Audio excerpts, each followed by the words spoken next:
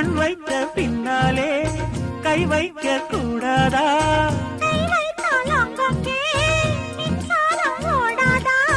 என்னென்ன நான் என்ன அவள் கொண்ட போது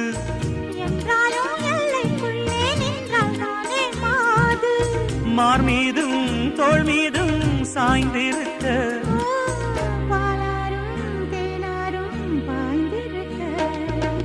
உன்னை வனத்து குயிலே நீ என்னை நினைத்து இசை பாடு.